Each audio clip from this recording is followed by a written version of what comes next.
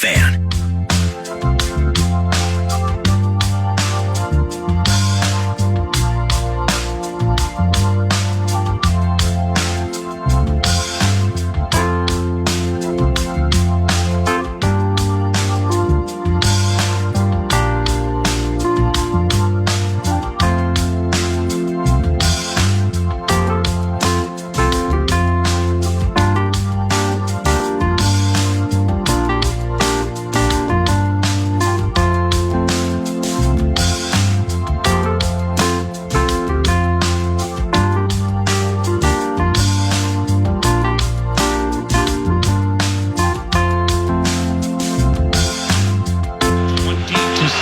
Minnesota, 3:20 and counting to go in the third quarter. Purdy to pass. Hit! Sacked! Blake Cashman!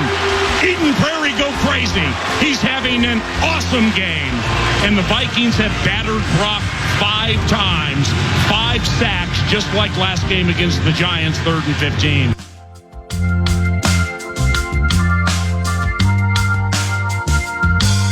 One of 6 on 3rd down, 3rd and 12 from the Niners 49. Purdy back to pass. He's hit. He's sacked! Back at the 43-yard line. Patrick Jones with his 3rd sack this season. He had 1 sack all of last year. He already has 3 this season.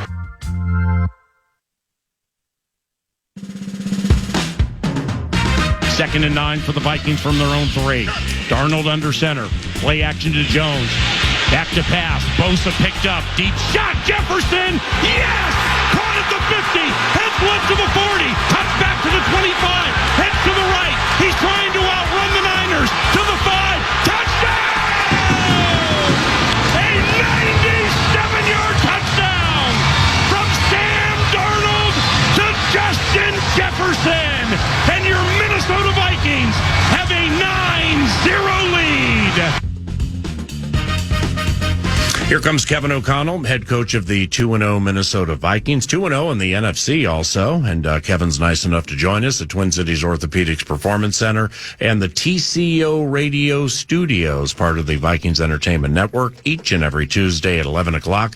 I saw your father pregame. He seemed a bit nervous. He was like, I hope we win this one. And I said to him, well, I hope your son has a little more confidence with it today, because the 49ers haven't won here since 1992. And he said, we'll be okay. And then you went out there and put on a good show. I told him, I said, don't you even come to the stadium if you're trying to use hope as a strategy, Bill O'Connell. You know, Dave Corus and the security group, they were ready to escort him out the second they didn't feel confidence from old Bill. But no, he's been the same way since I was about 8 years old, you know, no matter what I was playing. Yeah.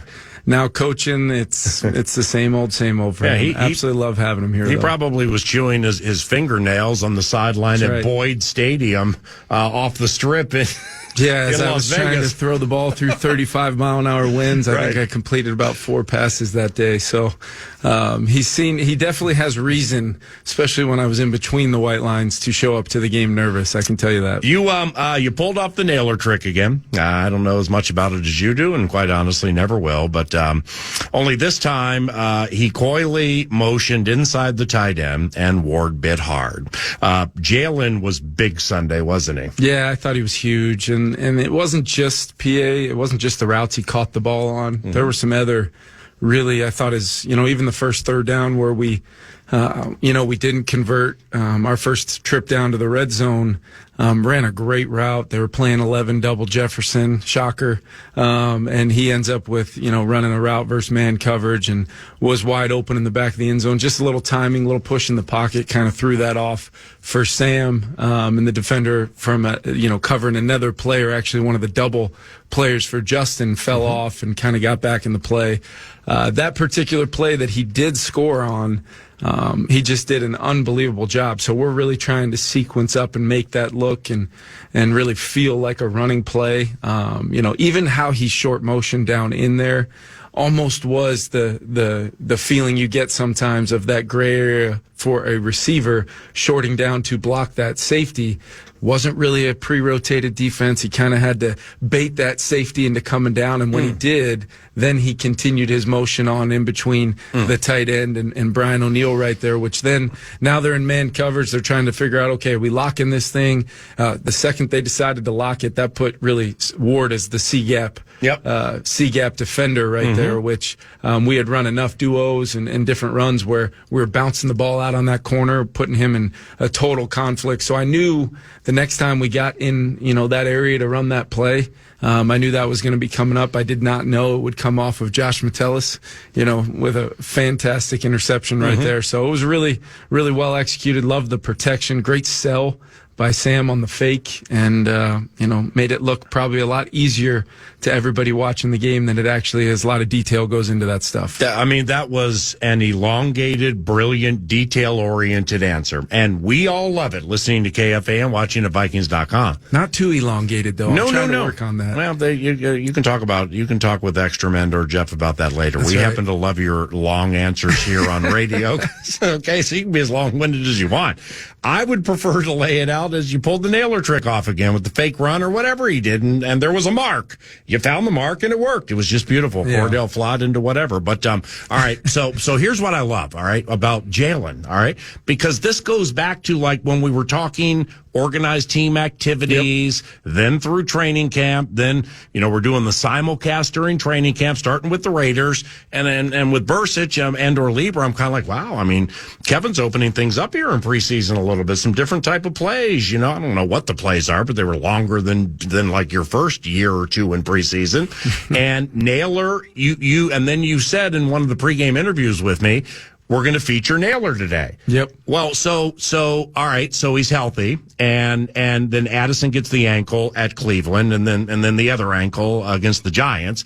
So now the guy you featured, you're raising, the one I know you're fond of, the one who's gifted, and now the one who's put in a spot and the one who comes through. Yeah. Those are just awesome stories that you just don't see a ton, at least I don't, in my course of the NFL. Yeah, I think the first point you made, PA, is he's healthy.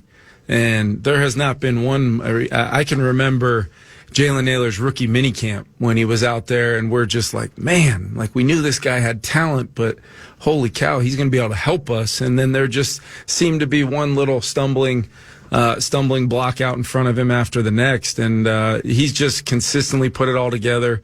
He's had a great, complete process of the spring training camp. Even getting the ankle late in training camp, you thought, okay, is this going to derail his momentum right now? And he works his way back. Was not even 100% for that opener versus the Giants, but declared that he wanted to go, and he went out there and had a huge impact. And now he's got momentum on his side. He's got confidence on his side. But I can tell you the confidence from me has never wavered. I just knew we just needed to have him available for him to have the impact he's had. You love when I say things like, and you opened it up a little more than usual in the preseason, right? Because I have no idea what I'm talking about. I'm just the announcer watching the plays thinking, hey, wow, Jaron didn't get any play action or any boots in these spots last time, but he did here. And somebody, okay, anyway, 3-2. Kevin O'Connell, coach of the Minnesota Vikings, each and every Tuesday, 9 to noon.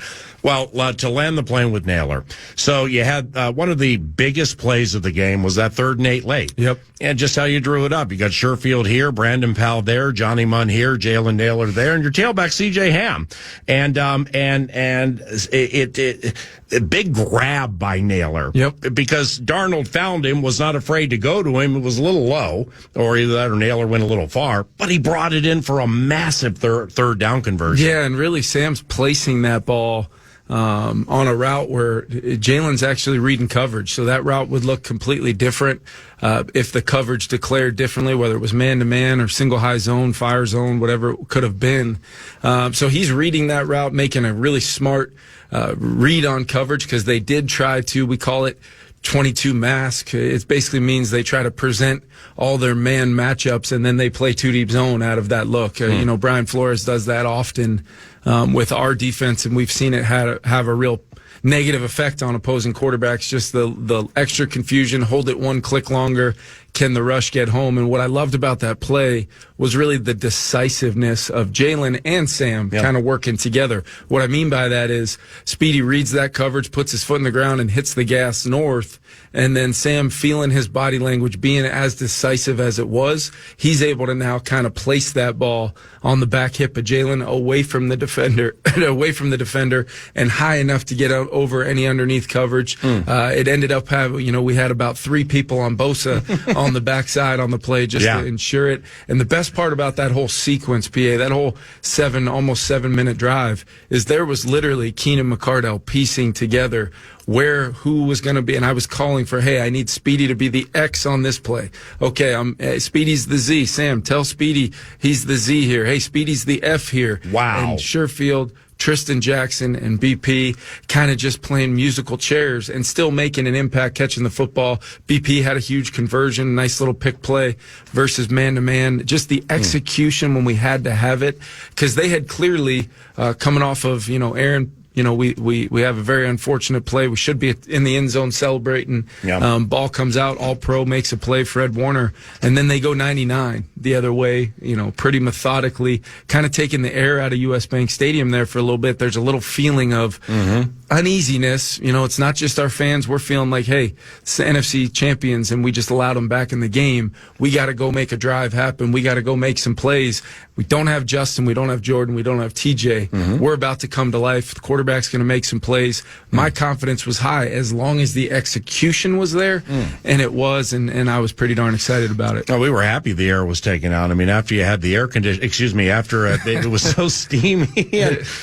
Trent Williams, last time we saw Trent Williams was Monday Night Football. He was walking to the locker room for an IV. That's right. Okay, so big people get tired, and it was hot in there, man. It may have gone into, our decision to have the doors open, there in the end zone. It may or may not. I cannot confirm that. I understand. But I know, I talked to Dexter Lawrence a long time after the first game, because I always like talking to the real elite players that we play against, and just, it's awesome for me to get that immediate feedback. Let them know how much I respect I have for them, and the hours upon hours I did not sleep preparing for players like a Dexter Lawrence, Nick Bosa, all the guys Fred that Warner. You can go Warner, you can keep on going, Ward with their defense, Leonard Floyd, but I talked to Bosa after the game, and he had that same look on his eye last year, and he doesn't like when we go fast. He likes to, the great players in our league play really hard on every single snap.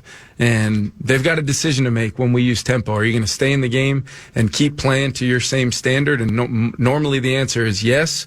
Or are you going to go out for 1 or 2 plays? And if that happens, we would like to keep them over on the sideline as long as possible. So the doors being open may have had something to do with it. Yeah, and big people get tired.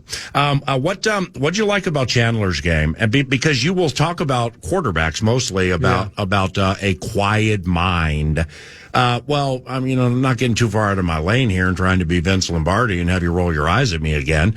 But he's playing with a quiet mind, isn't he? He's comfortable. Yeah, I'm glad you asked about Ty. In a game that we saw a lot of play, 97-yard touchdown, and Sam making some big-time plays. But what I liked the most about Ty's performance is he understands that we're going to really try to feature Aaron Jones. He understands we're going to try to feature different aspects of our offense. But Ty has a huge role, explosive, power. He's got great vision. I thought he had some great reads, when to bounce, when to hit it up inside, when to get north and south, running through tackles. Loved the wide zone we ran late in the game, kind of down towards the end zone where he ends up one-on-one with the corner with about 3-4 yards to go to get the first down, and he ends up getting the first down by about 5 yards and staying in bounds. Would have loved for him to stay in bounds. When we attempted a little bit of a trick play there, but Ty was going to throw it, wasn't he? And you know what? It was totally on me because I had talked to the officials before the game about that play.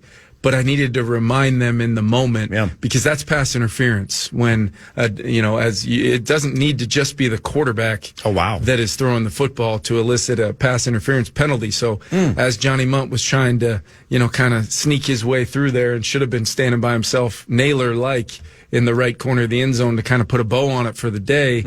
Defender at the last minute kind of sniffs it out and just kind of gets a flipper out there on Johnny, throws his momentum off, and then the whole play is pretty much done from there. But, aggressive play call for sure. We did want Ty to stay in bounds if he didn't make the throw. I thought he did a great job making a good decision, getting north for any positive yards we could get. But Ty was huge. Love Ty Chandler, and he's getting better every single time he goes and plays. And that's going to be huge for Aaron. It's going to be huge. I think both Aaron and Ty are well over 5 yards a carry right now. So I've been really, really pleased with both those guys. Well, we have a talk back for you. Occasionally, we did a text last week, but we had some people go to the free iHeartRadio app and lead 15 to 30 seconds. Speaking of confidence and poise and a quiet mind, Aaron from Cottage Grove left this. What's up, guys? Hey, Coach O'Connell. I just had a question from more of a psychological, analytical perspective.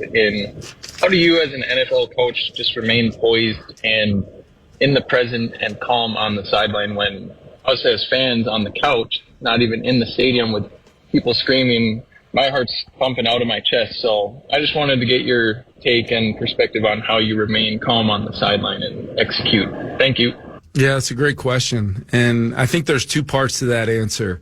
I think the first and foremost is I believe true leadership shows the most poise, the most calm, when the temperature is hottest, when it's bullets are flying, when the bullets are flying, when the moment of the game, if you allow that to overcome your ability to make good decisions, ability to ultimately be a calming presence for your football team, that'll have a negative effect. It may not always, the guys might be able to overcome my lack of poise if I were to show that. And I got a lot of confidence in our guys, but that is definitely part of it.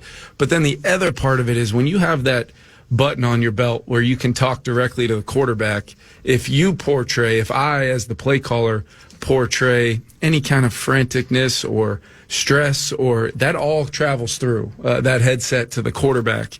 And I just believe wholeheartedly my job in those moments, specifically when we're on offense and I'm talking to Sam, he needs to hear confidence. He needs to hear poise. He needs to hear that the guy calling plays is calling plays with the utmost amount of belief in him, because that can be a really powerful thing. And I've experienced it the other way.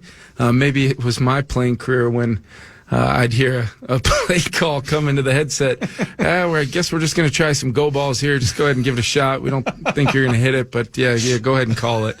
I want to make sure that a quarterback that plays for me never feels like that. Wow. And I believe in what we're going to call. And the preparation would be, I guess it's a three-prong approach then. Right. The preparation's what's allows you to feel like that. I know what I'm calling. I know what I'm seeing. I'm trying to attack as the 12th member of our offense when I'm calling plays.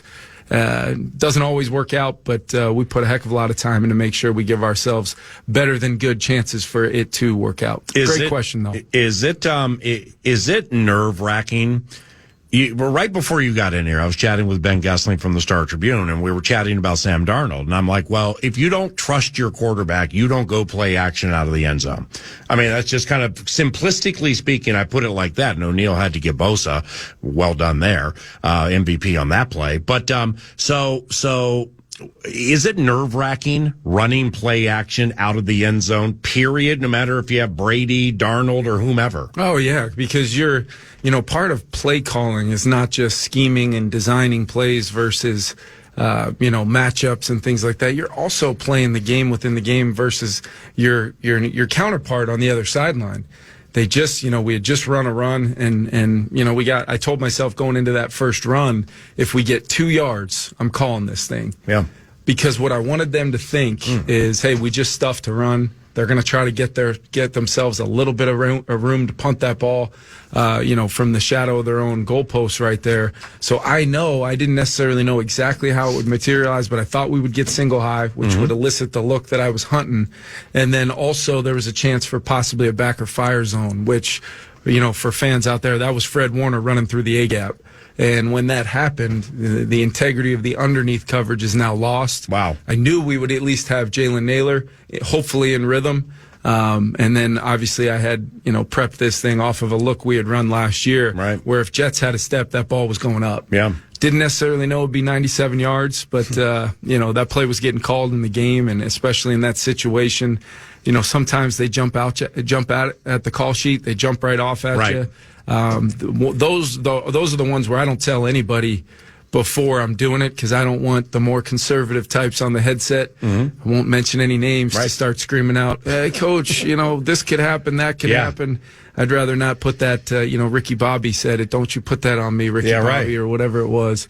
I don't let our coaches do that sometimes. Other times, they know when I'm asking for some help, and, they're always ready to go. So, wait, you're living dangerously here. I mean, you got Bosa you're play action out of the end zone with Bosa singled and Fred Warner on a blitz. Your quarterback has to step up and throw a 50-some-odd yard dime, and it all worked. But you got the look, like you said. Yeah, and the thing was, it's kind of that risk reward. If they send the backer, I know it's going to be open, but I also know Bosa's going to be singled up, because if they don't send the backer, Ed Ingram's going to help on Bosa. Fans should go back and take a look at that play. Really, two other performances on that play. Aaron Jones really helping Ed Ingram, kind of got a quick inside move from the D tackle, and Aaron, all 180 pounds of him kind of fits up that D tackle and keeps him from penetrating, allowing Sam to step up. And then Garrett Bradbury, ends up running his, Fred Warner blitzing that A gap. He ends up running him past Sam so Sam could step up. There was an unbelievable effort. We were ready for the corner to potentially add in off the backside. That's one of those plays that goes down where you can stand up in front of the team like I did yesterday and say, this does not happen without all 11 guys on the field doing their job, knowing exactly what to do in a critical moment of the game. Wow. And that's how you beat a team like the San Francisco 49ers. You're going to have to make some plays just like that to be able to do it. And the reaction on the sideline, as the ball was in the air. I mean, in looking back at some things, now I understand the A to the B to the C to the D, and you got the whole thing to work, including a couple of safeties on Justin, where you eventually, but it has to play action, step up, wait, safeties on 18. He's going to get behind him, and he did. That's fascinating how you laid that out. This is Kevin O'Connell, head coach of the Minnesota Vikings, X's and O's, 9 to noon each and every Tuesday. How much with your defense, and like Gilmore, just got here like a month ago or whatever, and Griffin was here, but then he got hurt, so he was down for like a month or whatever. But your rush, how much is your rush, being as good and unpredictable as it is, helping Gilmore, Griffin, and maybe some others get up to speed, get acclimated, get the football legs? Yeah, I think it's huge. We always talk about rush and coverage working together, but what I think you're seeing, more oftentimes than not, I know our defense has generated a lot of pressures. Doesn't always equal sacks, but it generates uncomfortable quarterbacks. And we've seen it in 2 games now where there may be some things kind of materializing down the field, some manipulators of coverage. There's a lot of good coaches in this league. But if that quarterback gets moved off the spot and he can't step into throws and he can't push the ball down the field based upon what platform we've forced him to move with, that can be a winning edge to where truly the back end and the front end are really working together. And I've just seen it. I think Flo and his staff are doing a tremendous job. You saw Cash on a stunt away from kind of where Grenard and all these other guys are. We're sending Cash, and we're getting a pick stunt for him to go get a sack. Obviously Ginkle and Grenard's the guy that keeps jumping out at me because so many people focus on sacks. Wow. And he's been affecting the quarterback basically every drive we've had since his tenure here started with the Vikings. He's 2 games in, ton of quarterback pressures, unique moves, strain, finish, and he hasn't quite gotten that finish where he gets a guy on the ground yet, but he's probably contributed to about 5, 6, 7 drives ending right there just by his own personal performance, forcing a throwaway or an inaccurate throw because it's either too early or off the spot. So want to continue to see him do those things, and the results of sacks, which are important, will start showing up for JG, but he's been phenomenal for us. Okay, now, by the way, we are playing the Texans this weekend at noon, and they have some good players, and they're undefeated. That in a moment. Kevin talked about Jefferson yesterday. Assumingly it's still a day-to-day. Got to get to Wednesday, see how things work. Okay, cool. He's doing well, though. He is doing really well, and he's responded really well to treatment early on. We'll see how his week kind of progresses. The difference between a head coach into a microphone and the announcer into the microphone is the way I put it is he ain't missing the Diggs game. So that's it. Justin's not missing the Diggs game. I wouldn't discount the Stingley aspect of it either. What do you mean? Those two, the LSU side of things, and he's becoming one Derek of the premier... Stingley Jr., third overall pick in 2022. Of course, he picked off Caleb. All right, okay, that'll be before the end of the week. That storyline might materialize a little bit between those two guys. I know they're close. Do we have an 11:30 here? Okay, cool. Last one on the previous game. Van Ginkel almost stole another. He almost went Howell/Daniel Jones on it. This may be an eye roll, but do you think it helped him that he went against the Mike McDaniel offense in Miami, and McDaniel was the offensive coordinator for Shanahan, so they run a lot of the same stuff? I think so. And I just wouldn't discount Gink's previous experience in Flo's defense either. Oh, wow. Of understanding there's only so many answers versus some of the looks that we present to people. So Gink's seen every bubble screen known to man. He's seen every flare pass to the halfback. He's seen it all, and he can feel the body language of the quarterback. That was unique because Brock was underneath the center, and he still got to play his run fit, run responsibility, critical down right there, and he just feels it and reacts. He almost got another one, and that would have been even more impressive just because of some of those factors I was talking about than the Giants play that he made. But what an impact he's had on our team, and it's not just in between the white lines. He makes us smarter, makes us tougher, more instinctive, and it just kind of pairs with the Harrys and the Metellus, Cash, and the rest of our guys to fly around and play fast with a ton of juice. Man, it's been awesome. It would have been a longer one than the one at MetLife, and it also was in the second half. So hopefully, it would have gotten there, given you had the air conditioning turned up. Given how hot it was in there with the doors open on the west side, and certain players got gassed. All right, Danielle Hunter, how's he getting along, and how's he getting along with Will Anderson Jr. as the bookender? Yeah, these guys Danielle's playing fast. I mean, any fan could watch that game the other night and see 55 flying around the field, affecting the quarterback, gets, sacks.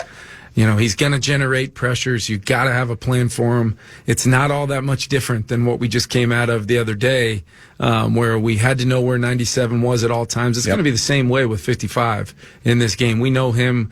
I know he's going to be fired up, ready to come back to U.S. Bank Stadium. And Will Anderson happens to be, a pretty premier player himself on the other side. They're a really fast, young defense. They've got a ton of playmakers at the second level. Jimmy Wards and Petrie, these guys know how to tackle. They're instinctive. This is going to be a heck of a challenge for our football team.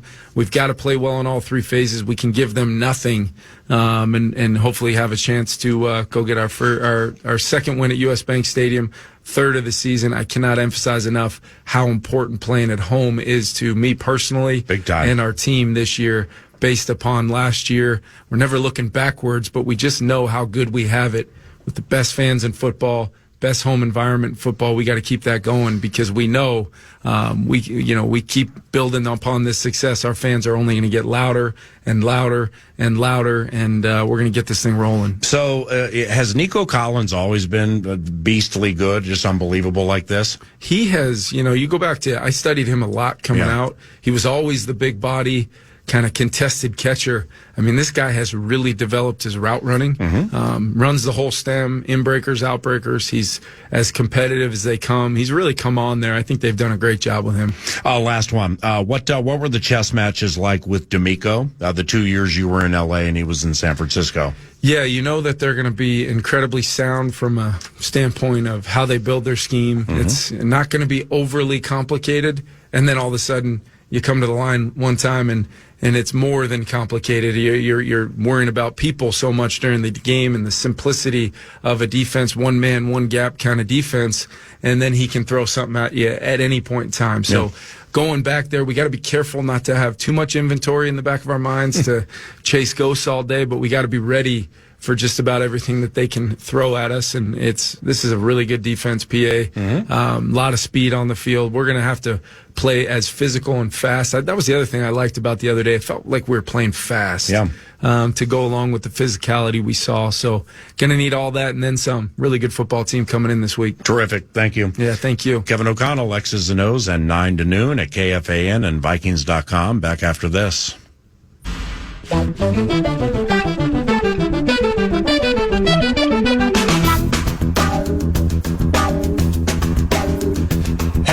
This football season, Bell Bank is giving one KFAN listener each week $1,000 to pay it forward to a charity of their choice. Just head over to KFAN.com, keyword contest to learn more and enter today. That's KFAN.com, keyword contest.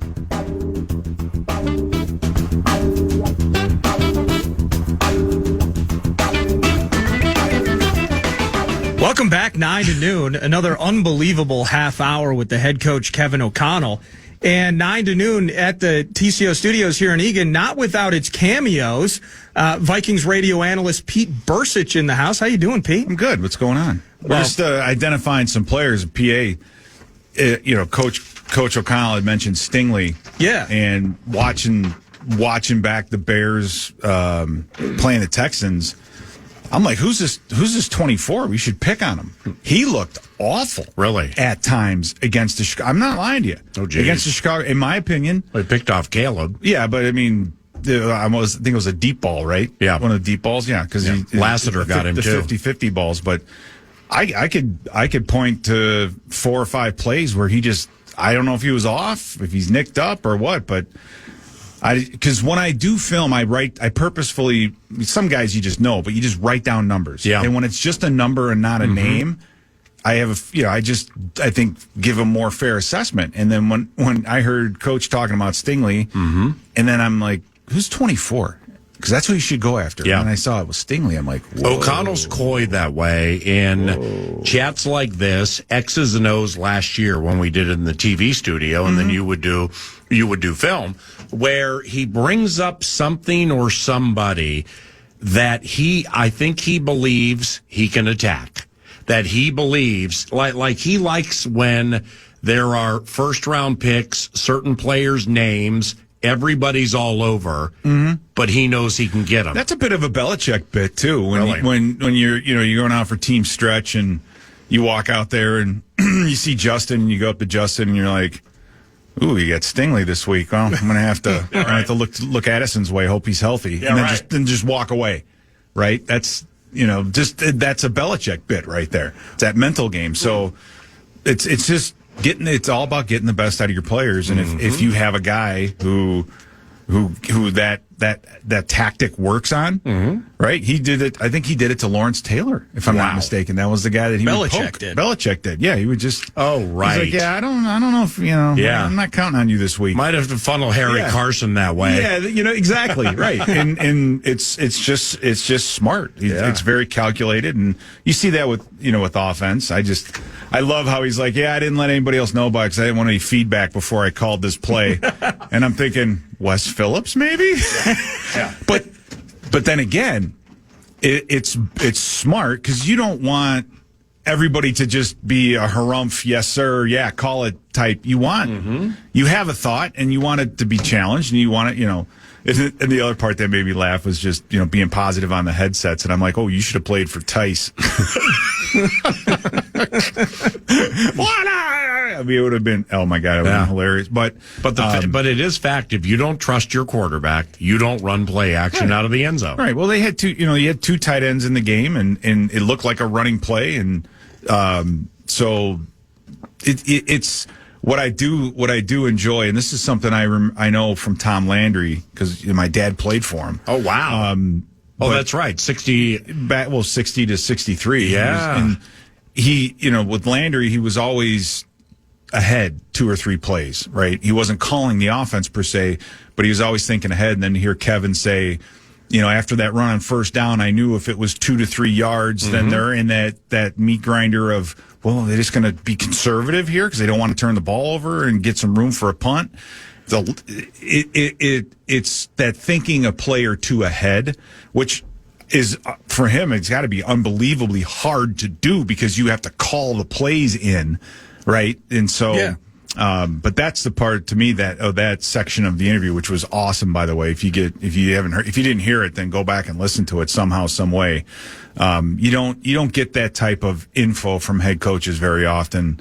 And, but for his ability to think ahead like that shows the crumbs. That's the part, the feel for the game. And it's hard to call a game from the sidelines, offensively or defensively. Tony Dungy always was in the booth because he had Monty Kiffin on the field to make adjustments. You have to have somebody on the field that you can trust to look somebody in the eye, make an adjustment, go to the DBs, go to the line. It doesn't matter. Just go to whomever needs the help. So I think coordinators are better when they're up. They can get a better feel for the game. But I'm just saying, calling a game the way he does from the field, that is not easy. Well, how That's loud? Unbelievable. All jokes aside about dissension or disagreements or pushback over the course of that, it's less. What is it? 25-ish seconds. You're going to put the play in. Yeah. You're getting it in before the mic drops off, and then Darnold's got to go execute. How chaotic is it in the headset if you're head coach guy and your play caller? Because you're getting everybody, right? That's got to be organized in a way. And I know how we did it defensively, but it's got to be organized in a way where as soon as the whistle blows, somebody on the headset goes, "You're responsible. This guy over here is responsible for down a distance," right? So it's going to be 2nd and 7. And then the next guy, me, let's say this was my job for a while, I was personnel. So I had the binoculars like PA does now, looking at the other sideline for hand signals or who was coming in and out. You say, all right, 20 personnel. Okay, we're going to go nickel. So the coordinator goes, nickel. And then someone's in charge of making sure that the right guy goes in on the field. So it's very orchestrated. It's boom, boom, boom, boom, boom, boom, boom between each play. And there's a process there. So you can't, after the play's called, there might be a little bit of conversation. And then really the only other conversation is if you give up a big play or something big happens, or a play doesn't go your way, what happened? And the offensive line coach might chime in and say, "Oh, they ran a spike and the guard overreached and blah blah blah blah." Done. Okay, next play. And then all that stuff gets written down. The plays that beat you, whatever, they get drawn up. A blitz that gets you gets drawn up. And then in between series, you sit down with the iPad because there's only pictures on the iPad. There's not video. People think that they watch the video. They don't. They only get still frame shots, which I think is great. I don't think, because in high school you get video on the sidelines, right? You can watch end zone view of of a game because you have a camera sitting there and it goes radioed right to your. They don't do that in the NFL because it's too much. You game plan too much. There's too much work. You've got to be able to see things, and that puts it on the coaches, which I think is a great rule that they do it that way. But there's all that has to be hashed out during the time you're on the sidelines.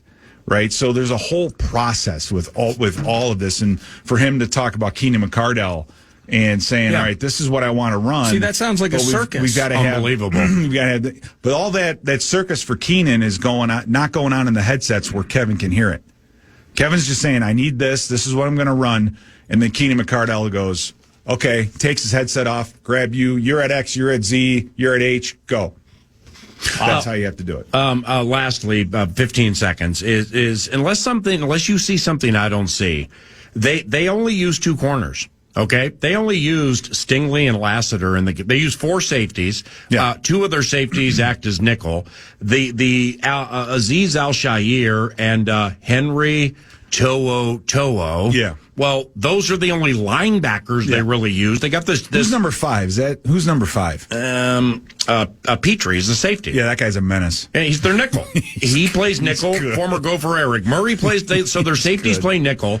They have this Hansen cat 35 depth chart middle linebacker. Yeah. He didn't play. He hasn't played a defensive snap all year. Mm-hmm. I see what you're doing here, D'Amico. Yeah. So I want you to look at that so we can chat about it later in the week. I've never seen anything like this. Yeah. Only 2 corners played snaps. The one good thing though is it's a familiar scheme. It's a 4-3 jet type old school. So I mean that's why our guy Daniil is just loving life because he just gets to go. Yeah. Right. So appreciate get the screens, get the traps, get the All right. See you later. Good seeing you, analyst. Good to see you. Pete Bercich with a cameo 9 to noon from TCOPC. You know we.